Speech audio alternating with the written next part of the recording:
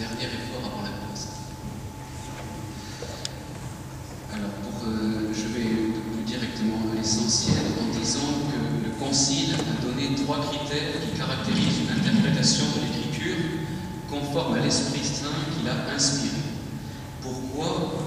C'est pour que nous puissions lire la parole de Dieu sans avoir peur de tomber dans l'illusion en voyant une parole qui nous serait adressée alors qu'elle ne le serait pas. Comment savoir si telle ou telle parole nous concerne? Alors, les 3 critères indiqués par le Concile, c'est porter une grande attention au contenu et à l'unité de toute l'Écriture.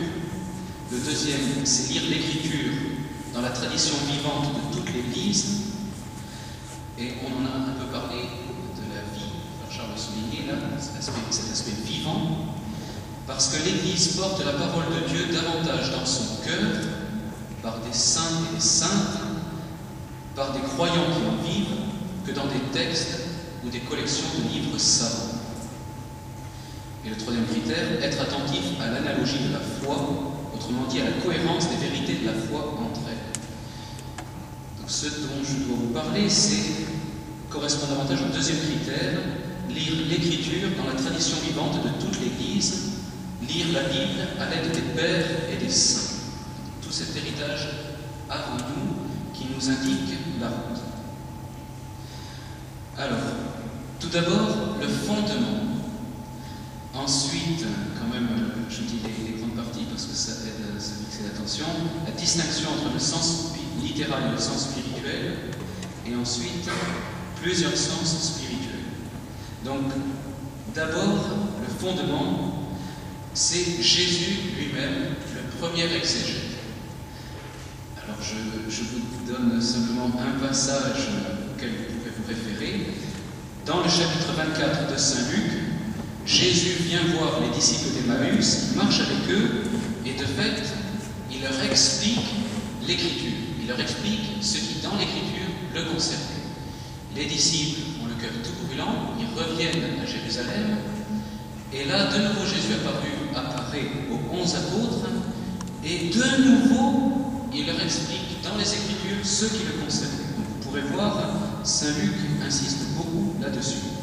Et cela a permis aux apôtres de comprendre l'insoutenable mystère de l'envoyé de Dieu, le Fils de Dieu, mort sur une croix. Comment pouvait-il imaginer auparavant un tel scandale? Il a fallu l'action de Jésus lui-même, la persuasion même, l'évidence qu'il a imposée à leurs esprits incrédules pour saisir l'extrême miséricorde et l'amour fou de Dieu pour nous, au point de livrer son Fils unique. On le voit aussi dans la vie de Saint Paul. Saint Paul a vu comme être forcé par Jésus pour croire que Jésus était vivant, qu'il était vraiment le Christ, et ensuite il a approfondi l'Écriture et il a découvert que vraiment Jésus était le Messie. Mais il a fallu qu'il soit forcé, ce n'était pas évident.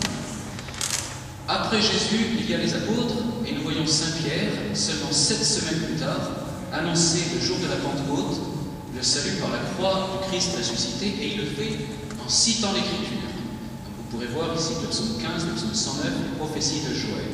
On voit les autres apôtres faire pareil, et puis ceux qui ont suivi les apôtres, donc Barnabé, Étienne, Philippe, Paul, Apollos, etc. Un exemple intéressant aussi, c'est l'évangile de Saint Matthieu. Il fait des petits passages racontant la vie de Jésus, et chaque partie se termine par « Ainsi s'accomplissait telle Écriture ». Les pères héritent de ce qu'ont dit les apôtres, et pour eux, Jésus est donc la clé d'interprétation de l'Écriture, comme il a fait comprendre à ses apôtres. Et l'interprétation des Écritures par Jésus lui-même est le fondement de la tradition des apôtres. Donc pourquoi on lit l'Écriture avec les pères de l'Église? C'est parce qu'à travers eux, on entend Jésus qui continue à nous expliquer l'Écriture. De cette manière de lire l'Écriture, les pères ont hérité une méthode, une clé donc, qui permet de présenter Jésus comme accomplissement de l'Écriture. Mais pour cela, il faut approfondir. Donc les pères nous présentent cet approfondissement en nous montrant que Jésus accomplit les oracles prophétiques, il accomplit aussi des figures. Alors, donc, un exemple de figure, Isaac, le fils d'Abraham, il va à la demande de Dieu, Abraham le conduit pour l'offrir en sacrifice, et Isaac est une figure de Jésus. Alors les pères soulignent par exemple certains détails. Isaac portait lui-même le bois du sacrifice, et Jésus a porté lui-même le bois de la croix. Alors tous ces petits détails, si vous lisez le texte, vous passez dessus sans trop les voir, mais les pères de l'Église le soulignent beaucoup, et évidemment, ça aide à comprendre ensuite ce sens spirituel. Alors je voulais vous donner un exemple qui est dans le couloir d'entrée, c'est celui du bon samaritain, donc qui se trouve providentiellement dans l'évangile de ce jour, et les architectes du Moyen-Âge, les ouvriers, donc, ont inscrit le message des pères de l'Église dans nos cathédrales. Donc là, c'est un exemple qui est particulièrement lumineux. Il y a trois motifs principaux. Tout en haut, l'homme qui tombe au pouvoir des brigands. En dessous, le prêtre et le lévite qui passent à côté sans s'en occuper. Et en dessous, le bon samaritain qui s'en occupe, qui le conduit à l'auberge. Et autour de ces trois motifs principaux, il y a un parallèle avec l'action de Dieu. Donc d'abord le pouvoir qui tombe au pouvoir, l'homme qui tombe au pouvoir des brigands, ça a été expliqué dans l'homélie ce matin, donc c'est l'homme, Adam et Ève, qui commettent le péché originel et qui font tomber l'humanité au pouvoir du mal, au pouvoir des démons. Dans le deuxième, on voit la vie de Moïse, donc Moïse qui reçoit la loi de Dieu, et cette loi, elle est bonne, mais elle n'arrive pas à nous sauver. Donc c'est une certaine impuissance. Et en dessous, on voit la passion de Jésus et sa résurrection. Et c'est Jésus qui est le véritable bon samaritain, qui prend soin des hommes, qui le confie à l'Église et qui donc nous apporte le salut. De cet approfondissement avec l'aide de l'Esprit Saint, les pères sont témoins qu'il faut une recherche non seulement du sens littéral, mais surtout du sens spirituel qui va plus loin que les événements racontés. Donc on le voit par exemple avec ce bon samaritain. Si vous regardez juste ce qui est apparent, vous voyez une belle histoire qui est une leçon, mais avec le sens spirituel, on voit que c'est Jésus qui est le véritable bon samaritain. Donc je résume encore, mais vous aurez l'occasion de l'approfondir encore. Les pères de l'Église ont défini plusieurs sens spirituels. Alors, il y a celui qui concerne le Christ, il y a celui qui d'habitude nous concerne nous, et le sens qui concerne la fin des temps, donc l'eschatologie. Donc avec le sens spirituel, littéral, ça en fait donc quatre, qui sont quatre sens possibles, parce que ce n'est pas automatique que tout texte ait ces quatre sens. Il y a un bel exemple qu'il faut donner, il me semble, c'est celui de Saint Bernard, qui donnait un enseignement théologique, de morale, de spiritualité à partir de l'Écriture, et qui le faisait en particulier avec le Cantique des Cantiques, qui est donc un sommet de la Bible. Alors, pour résumer, on peut dire que ce cantique peut, dans l'Ancien Testament, il est regardé comme l'amour de Dieu pour son peuple, et là c'est le sens littéral, en fait. Il ne faut pas le regarder avec un sens grossier, mais ce sens c'est l'amour de Dieu pour son peuple. Appliqué à Jésus, c'est l'amour de Jésus pour son Église. Et puis on peut le voir aussi par rapport à toute âme appelée à entrer en une relation d'amour avec Jésus. Et enfin, on peut le voir avec cette grande vision de la fin des temps qui sera les noces de Jésus avec l'humanité. Pour ceux qui aiment Saint Louis-Marie, il faut savoir que son traité de la vraie dévotion est pétri de l'enseignement des pères de l'Église.